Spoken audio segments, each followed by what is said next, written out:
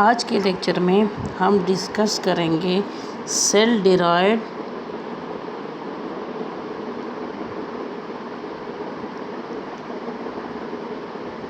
Mediators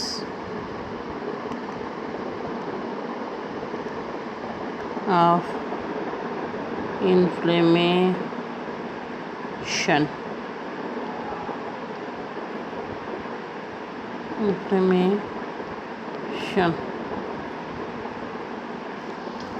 सो cell derived inflammation को हम previous lecture में डिफ़ाइन कर चुके हैं कि ये क्या है। आज जो है हम थोड़ा सा जो मीडिएटर्स इंडिविजुअल मीडिएटर्स हैं उसको हम डिस्कस करते हैं।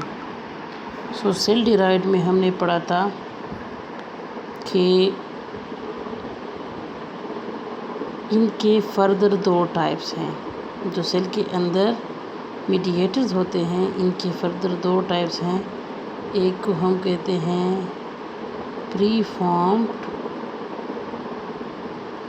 जो कि होते हैं इंट्रा सेलुलर ग्रेन्यूल्स के फॉर्म में। सो ये जो प्री फॉर्म है ये होते हैं इंट्रासेलुलर ग्रेन्यूल्स के फॉर्म में। और जो दूसरी टाइप है उसको हम कहते हैं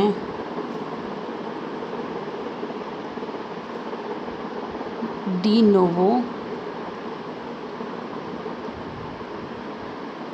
सिंथेसिस और new synthesis.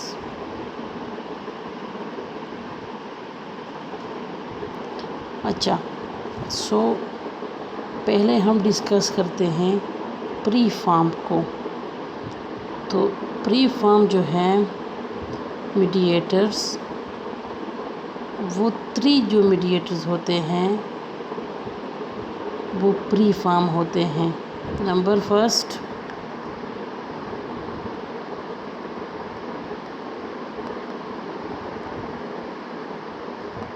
Histamine, number second serotonin,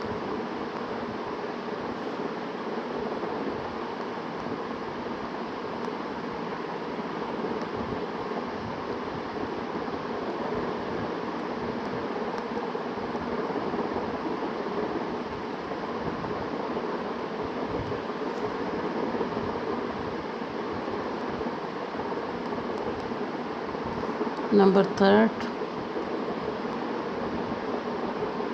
lysosomal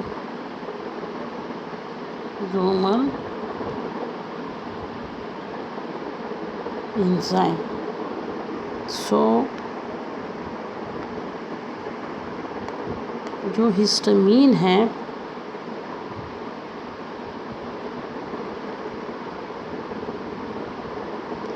ये प्री फॉर्म में मौजूद होते हैं and they are released by the source जो कि है mast cell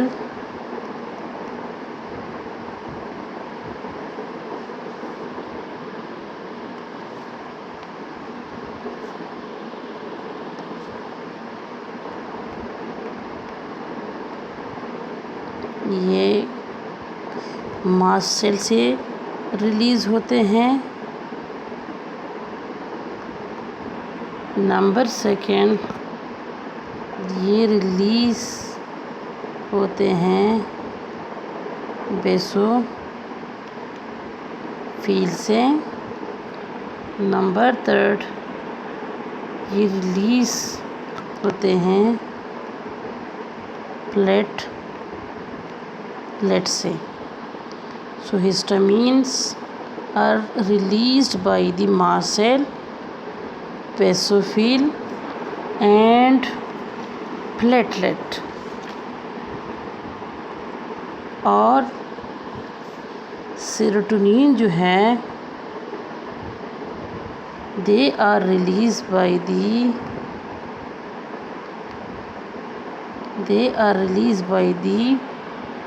platelet cell. So histamines are released by the mast cell, basophils, platelets, and serotonins are released by the platelets. So जो histamine है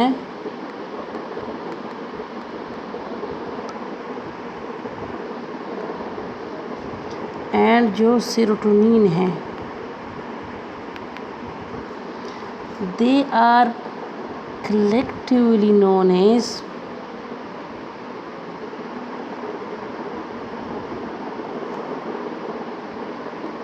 vasoactive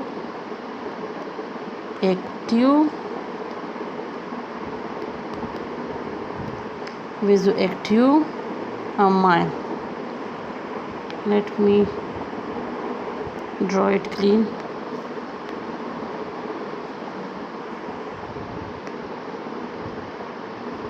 इसको हम कहते हैं vasoactive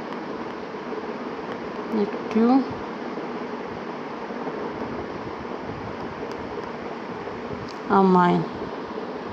So these are the amines जो कि क्या करते हैं vasodilation. They act upon the vessels. So these are the histamine and serotonins. ये amines हैं और ये amines act करते हैं on the वेजल्स के ऊपर, जिसकी वजह से वेजल्स की डायलेशन होती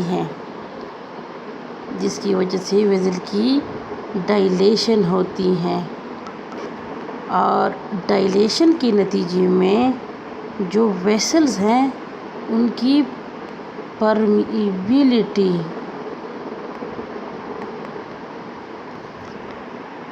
इंक्रीज़ होती हैं। और साथ में इसका एक और फंक्शन है, और वो क्या है, ब्रोंको कंस्ट्रिक्शन। सो ये जो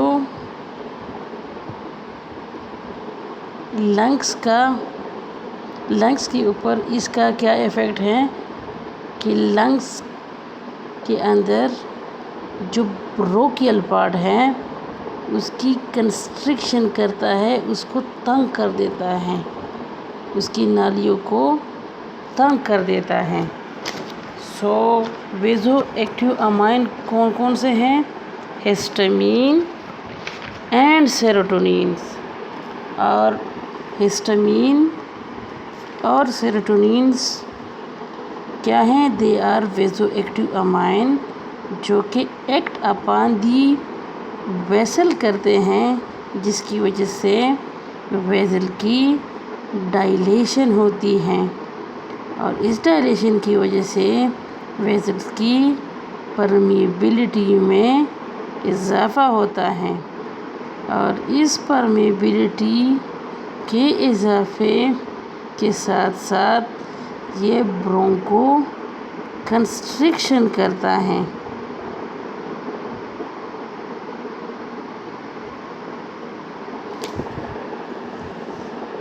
इसके बाद जो है